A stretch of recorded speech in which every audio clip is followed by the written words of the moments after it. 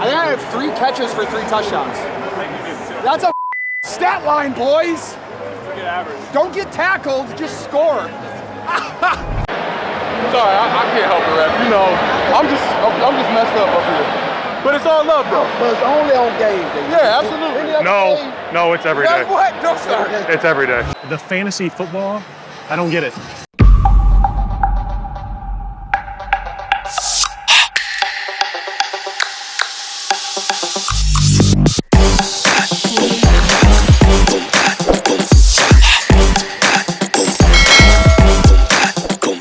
All right, everybody, welcome to the Backseat Huddle podcast, episode 73.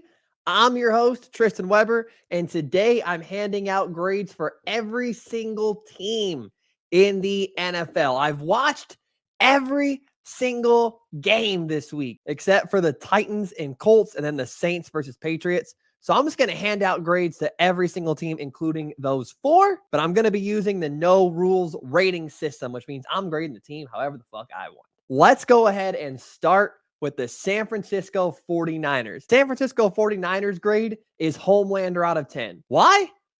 I'm stronger. I'm smarter. I'm better.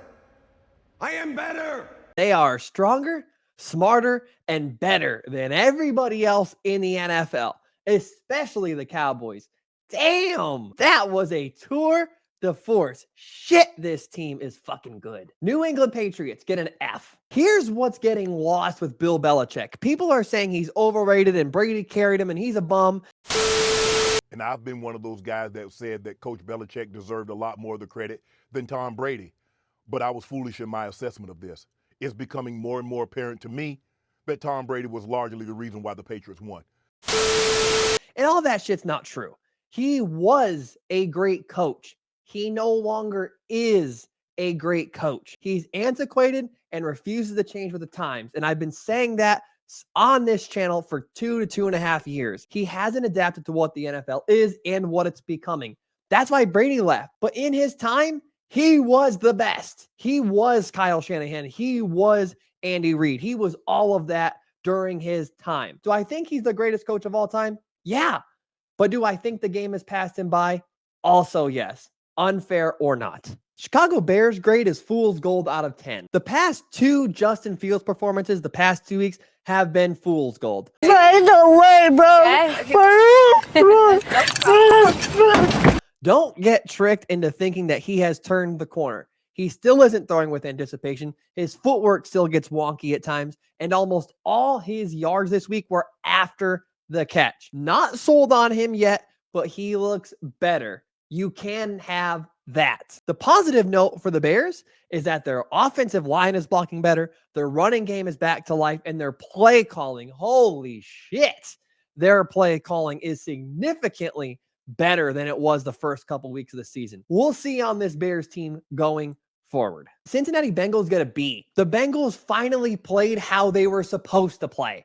That's the type of game that we expect from the Bengals. That's the bar for what the Bengals are and what they should be and what they want to be. I don't think how poorly they've looked the first couple weeks of the season should impact how we look at them for this game. That's how they should look. How they played against the Cardinals is what we expect from them. They're finally playing up to our expectations of them. And I'm not going to overvalue their performance this week because of it. Take care, my kid. Wait. Always want credit for something they're supposed to do. I think B is dead on the money for this Bengals team. New York Jets grade is 2 in a row out of 10. Let's fucking go. The Jets are on a win streak. Zach Wilson season is fucking here, boy. Let's go.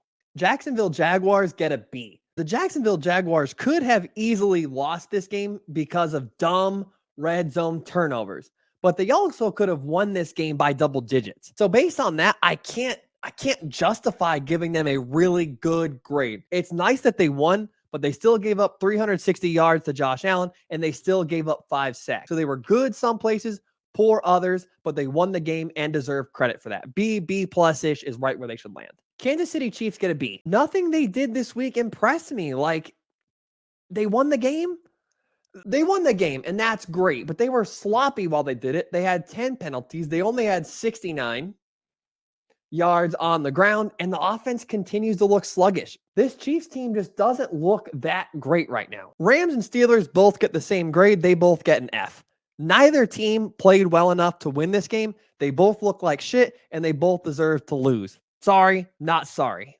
Arizona Cardinals get a C. At some point, Joshua Dobbs was gonna come back down to earth, and this was the game he finally did it. Let's not mistake this guy for a great quarterback or a franchise guy. He's a good guy. He's a good story. He's easy to root for, but that's kind of it. The Cardinals were gonna start becoming the Cardinals that we thought they would before the season at some point due to their lack of talent at that quarterback position, and it's becoming more and more challenging to mask as the season goes on. The Vikings grade is hold on to the ball.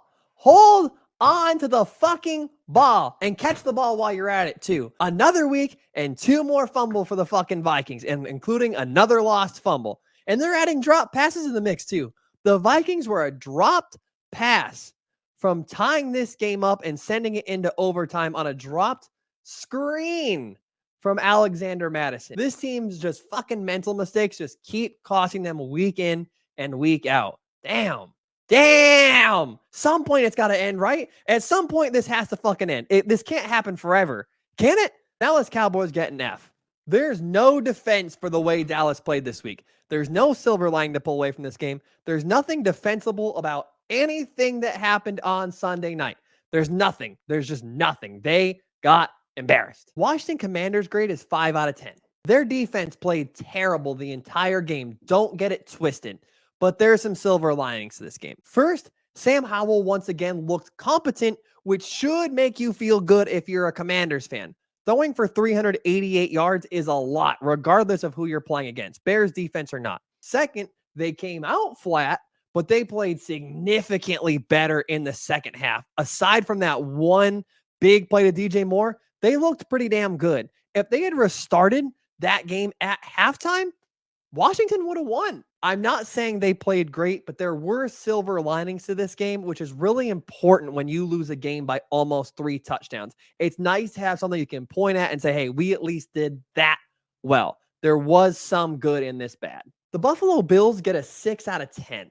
They deserve credit for staying in this game despite the fact their defense was just dropping like flies. That has to be mentally demoralizing to a point. I don't think they played very well up until about 5 minutes left in the fourth, but they just fucking exploded at that point. They put on their foot on the gas and they started lighting it up. I think it took them a little while to get started because they were coming off of an emotional win over the Dolphins, and then they had to fly 3,500 miles just to get to their fucking game.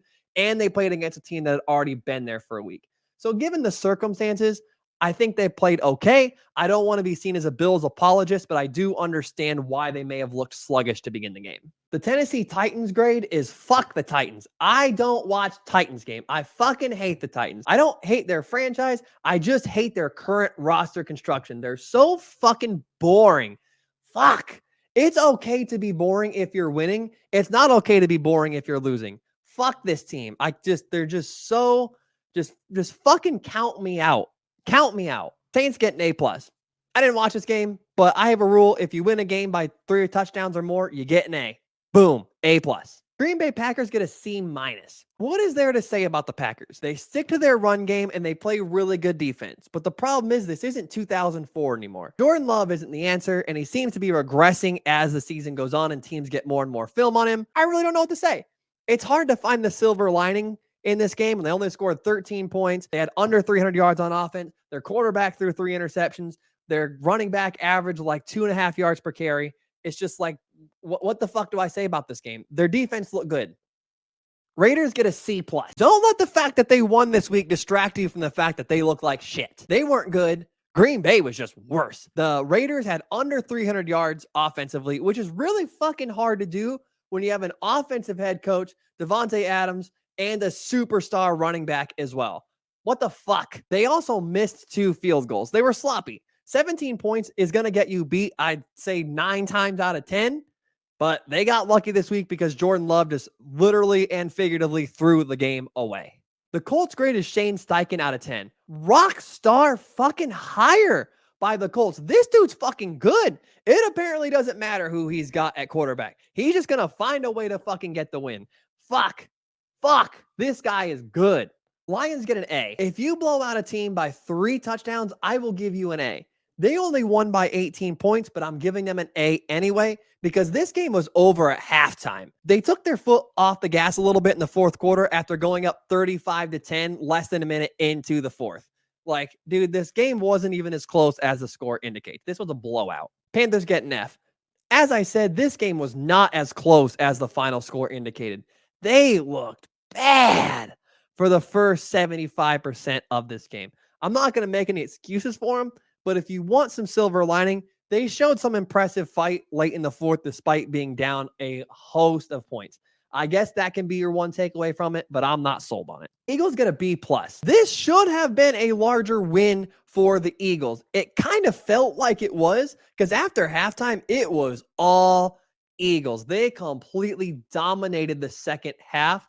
Even if it was a pretty close affair for the first 30 minutes, they were just so much better after the break, and I think they deserve a lot of credit for that. Los Angeles Rams get a B. Another week, another poor second half performance by the Rams. At this point, I just don't think they have enough elite talent on their roster and elite talent on the offensive side of the ball to be able to handle the adjustments the opposing team is making at halftime defensively. They're well coached. They're well quarterbacked. Beyond that, what can you really say about this team? What on this team besides coach, quarterback, and Aaron Donald really scares you?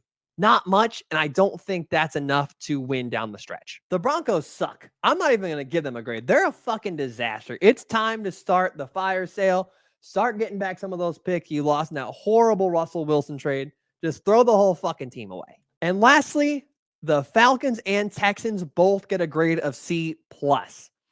Neither team looked great the first half. Both teams had moments the second half. Both of these teams played more or less the same game. And I think both of these teams are very similar. And I think if they played 10 times, each team would win 5. The main difference between these two teams is that the Houston Texans have the better quarterback. The Atlanta Falcons have the better weapons. That's it. Like, aside from that, I think these two teams are extremely similar. So that's it, you guys. That is my grade for every single team in the NFL. I do this every Thursday. Feel free to like and subscribe. Take care, everybody.